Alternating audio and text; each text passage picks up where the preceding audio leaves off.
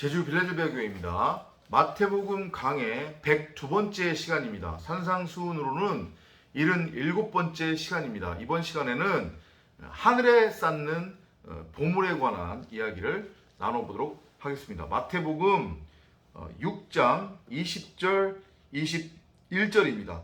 Instead, store up your treasures in heaven, where moth and rust cannot destroy them, and thieves cannot break in and steal them. Your heart will always be where your treasure is. 오직 너희를 위하여 보물을 하늘에 쌓아두라. 거기는 좀이나 동록이 해하지 못하며 도둑이 구멍을 뚫지도 못하고 도둑질도 못하느니라. 지난 시간에 이어서 보물에 관한 이야기를 하고 있고요. 지난 동영상에서 설명을 드렸지만 보물은 바로 하나님의 말씀을 뜻합니다. 그 하나님의 말씀을 인간 입장에서 자기 보기 옳은 대로, 자기 소견대로, 자기 멋대로 선과 악이라고 하는 율법으로 규정하고 정의해서 행위로서 행하며 땅의 것 가치를 추구하면 그게 바로 보물을 땅에 쌓아두는 것이고, 그렇게 보물을 땅에 쌓아두면 그것은 영원한 멸망이다. 그렇게 여러분들이 이해를 하시면 되겠습니다. 그거와 이제 대조적으로 설명을 이제 하시고 있는 게, 그렇다면 어떻게 해야 되느냐? 보물을 하늘에 쌓아두라는 거예요. 자, 그러면 이것도 지난 시간에 잠깐 설명드렸지만, 보물을 하늘에 쌓아두라는 것의 의미가 돈 벌어서 너네들만 잘 먹고 잘 살지 말고 교회에 헌금 많이 하고 11조 많이 해라. 그게 미리 선불 저축하는 거다. 하늘에 보물을 쌓아두는 거다. 그렇게 하면 나중에 하늘에서 큰 상급이 있다. 여러분들 이제까지 이런 얘기 많이 들었을 거예요. 사꾼 목사들이 신자들의 주머니를 삥 뜯기 위해서 한 새빨간 거짓말. 누군가가 이제 이후로 그렇게 말하는 얘기를 듣는다고 하면 그 사람은 쳐다보지도 마세요. 목사도 아니고 성경의 시옷도 모르는 정말로 무식한 종교 사기꾼이란 말이에요. 보물을 하늘에 쌓아두라는 그 말의 진의는 우리 앞에서 배웠잖아요. 하늘이 어디예요? 하늘은 진리의 말씀이 있는 곳이 결국은 하늘이라고 했어요. 그래서 내가 하늘이라고 했죠. 성도 여러분이 하늘이라고 했어요. 그 하늘 안에 아버지의 이름이라고 했으니까 거룩히 여김을 받는, 그죠? 여러분들이나 저가 진리의 말씀을 깨달으면 결국 여러분이나 저가 하늘이 되는 거예요. 하나님 나라가 되는 거란 말이에요.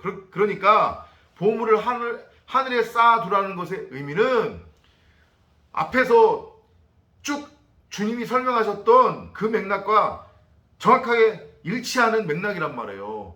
성령을 구하고 찾고 두드려서 성령의 도움을 받아 성경을 읽고 성령이 들려주는 성경에 감추어진 크고 놀라운 비밀, 그리스도 예수에 관한 그 이야기를 귀 기울여 듣고 이게 무슨 얘기인지 알아들으면 그게 바로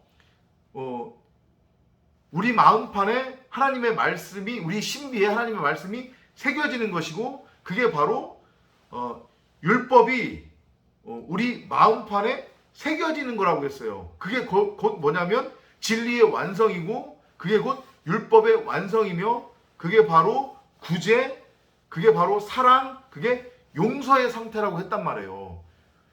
그러면 그 상태가 되면 나는 더 이상은 내 밖의 세상, 곧 선과 악이라고 하는 이 율법 세상, 이 율법 세상과는 아무런 상관이 없는 자유한 존재가 된 거잖아요. 그죠? 그리고 또 나는 다른 사람들을 그렇게 선과 악이라고 하는 율법으로 정죄하거나 심판하지 않게 된단 말이에요. 이 세상을 선과 악이라고 하는 율법으로 그렇게 바라보지 않게 된단 말이에요. 그리고 나는 이제 이후로는 하늘의 것만을 구하고 찾고 두드리고 그 다음에 추구하게 돼요. 그게 결국 뭐예요? 하나님의 말씀, 하나님의 입으로부터 나오는 말씀, 진리의 말씀. 그리고 또 그 진리의 말씀을 다른 사람들한테 전하고 전파하고 가르치고 또 설교하게 된단 말이에요. 그 일련의 과정이 결국은 뭐냐면 주님이 말씀하시는 보물을 하늘에 쌓는 것이라고 하는 거예요. 그러니까 다 앞에서부터 연결되는 맥락이에요. 그러니까 이거하고 병행 구절이 뭐냐면 마가복음 10장 21절이에요. 여러분들 다 아시는 구절이에요. 누군가가 밭에 숨겨진 보화를 찾았죠. 그죠? 그래서 어떻게 했어요? 그 보화를 거기다 두고 가서 자기의 소유를 모두 팔아서 그거를 샀다라는 말이 있잖아요. 이게 정확하게 요 마태복음 6장 20절하고 연결되는 병행 구절인데 같은 뜻이에요. 보화가 땅에 묻혀 있었다는 것은 뭐냐면 하나님의 말씀이 지난 동영상에서 제가 설명드렸지만 하나님의 말씀이 이 만물 안에 계시되어 있단 말이에요. 만물이 하나님의 말씀을 품고 있어요. 근데 이게 드러나지 않을 뿐이에요. 그러니까 대부분의 사람들은 그 보물, 땅에 숨겨진 만물 안에 감추어진 그 보물을 보지 못하는 거예요. 하나님이 그걸 뭐 어디다 꾹꾹 숨겨놔서 못 찾는 게 아니라 인간 각자가 선악과를 따먹고 나는 무엇이 선이고 무엇이 악인지 그 차이를 분별할 줄 안다라고 여기고 있기 때문에 인간 각자가 세상왕이 됐고 인간 각자가 하나님이 되어 있기 때문에 이 만물에 감추어진 숨겨진 그 하나님의 말씀 보물을 보지 못하는 거예요. 그 하나님의 말씀의 진리를 호라호하지 못하는 거예요. 그러니까 그들은 백날 아무리 눈을 씻고 여기저기를 둘러보더라도 그 밭에 감추어진 그 보화를 찾을 수가 없어요. 어디 하나님이 꼭꼭 숨겨둔 게 아닌데. 근데 그 보물의 진리를, 하나님의 말씀의 진리를 알고 깨닫는 자들이 있다는 거예요. 심령이 가난한 자들, 마땅히 구해야 할 것이 무엇인지를 알아서 성령을 구하고 찾고 두드리는 성도들, 그들은 성령의 도움을 받아 그 땅에 감추어진 보화를 보는 거예요. 즉 하나님의 말씀을 선과 악이라고 하는 율법이 아닌 그 본래의 진리로 호라호하고 알아듣는 거예요. 그런 사람들이 있다는 거예요. 그들은 바로 땅에 감추어진 그 보화를 찾은 사람들이에요. 땅에 감추어져 있는 보화를 보는 사람들이란 말이에요. 그러면 그들은 모든 소유를 팔아서 그 감추어진 보화를 산다고 하는 것의 의미, 이전까지 선과 악이라고 하는 그 율법에 매여서 내가 하나님이지 내가 세상 왕이지 하며 내 보기에 옳은 대로 내 멋대로 내 소견대로 선과 악을 규정하고 정의해서 행위로서 행하며 열심히 땅의 가치를 추구하고 있었잖아요. 그죠? 그런데 그 땅에 감추어진 그 보화를 봤다는 얘기는 하나님의 말씀의 진리를 내가 알고 깨달았다는 것이 되는 거잖아요. 그죠?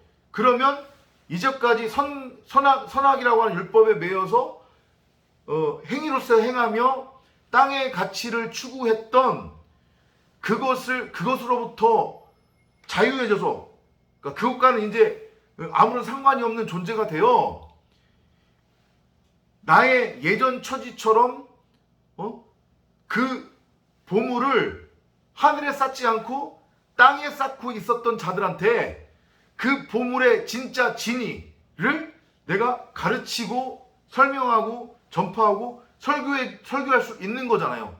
그럼 그게 내가 이전까지 선과 악이라고 하는 율법에 매여서 땅의 가치, 땅의 것, 육적 가치를 추구하고 있었던 모든 것을 내려놓고 다른 사람한테 내가 진리를 전하게 되는 거니까 그게 바로 땅에 감추어진 보화를 찾은 자가 자기 소유를 모두 다 팔아서 그 보화를 산다고 하는 것의 의미란 말이에요. 이해되시죠?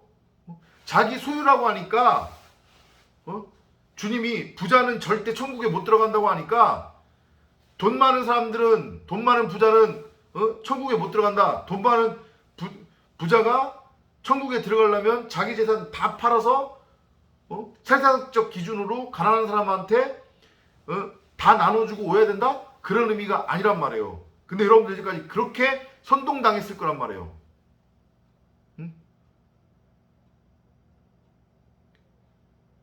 부자라고, 그러니까 그렇게 세상적 기준의 부자라고, 물론 진리를 깨달으면 세상적 기준의 부자로 살아갈 수 없지만은 어쨌든 그런 의미가 아니란 말이에요.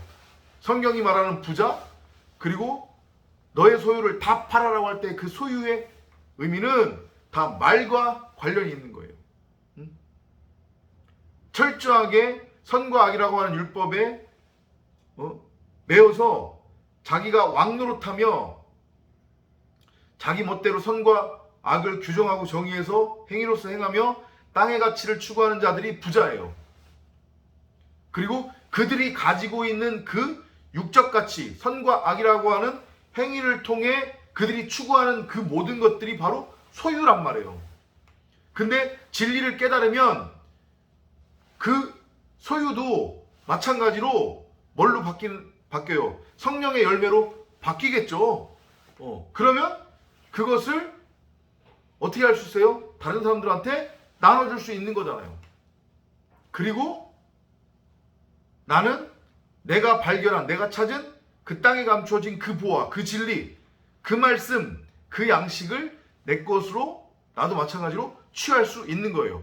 그러니까 이 일련의 과정이 바로 보물을 땅에 쌓지 말고 하늘에 쌓으라 라고 하는 그 말씀의 진리인 거고, 결국은 이것도 같은 얘기잖아요. 그러면 결국 진리를 깨달아 아버지의 온전함이 되고, 그 다음에